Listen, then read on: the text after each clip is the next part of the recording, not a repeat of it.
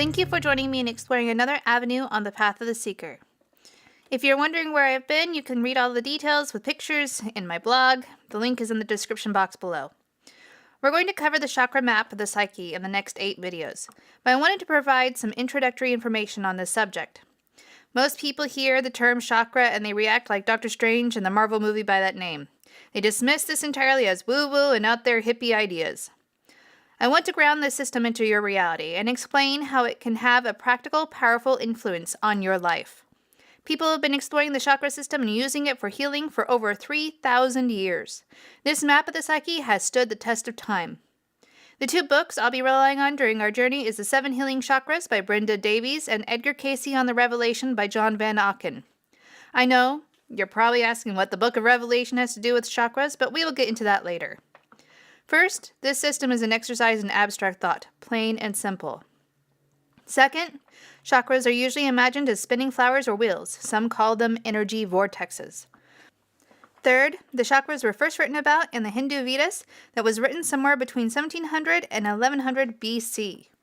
4, they describe a psychological process of self-development.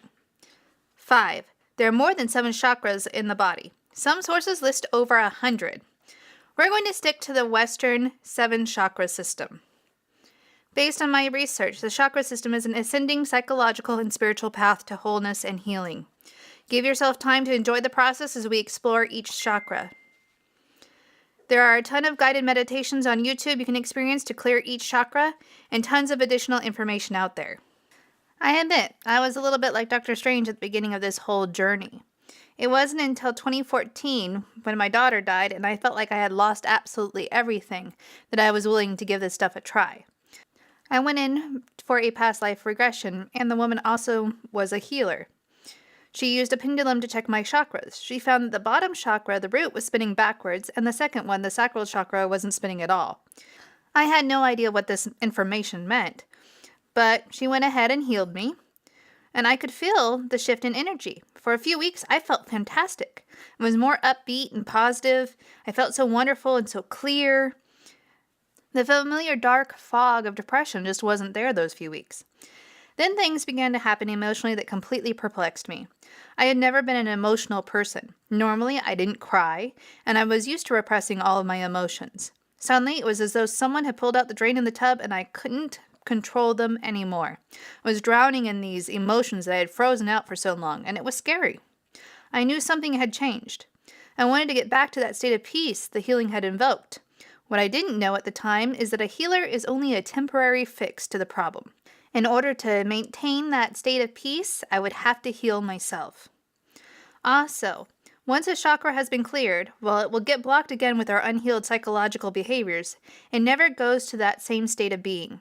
Things have changed enough to upset our equilibrium. So let that be a word of warning for you. Once you actually walk down this path and own the experience for yourself, you will be forever changed.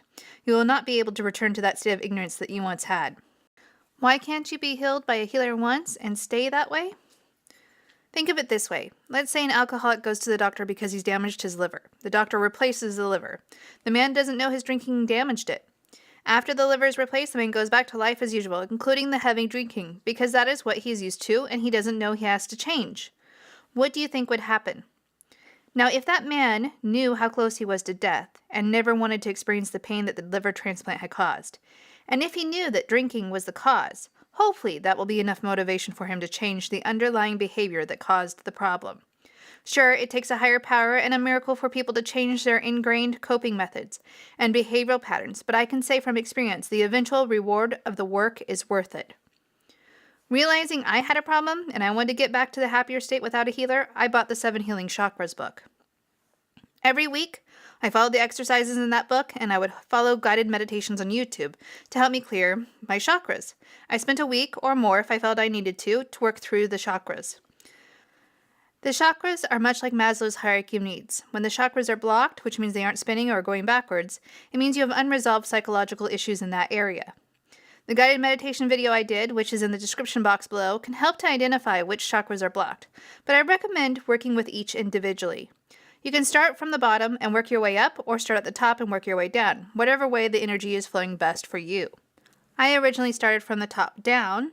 However, I want to correlate the chakras with Maslow's hierarchy of needs as we go, so we will start out our exploration at the bottom chakra.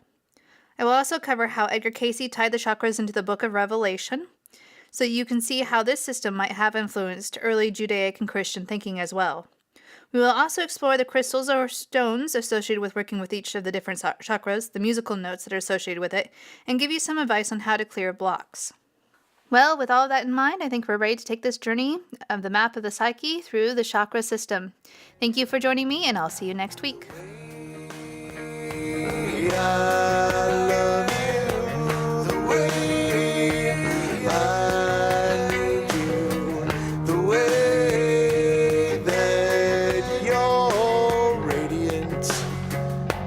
I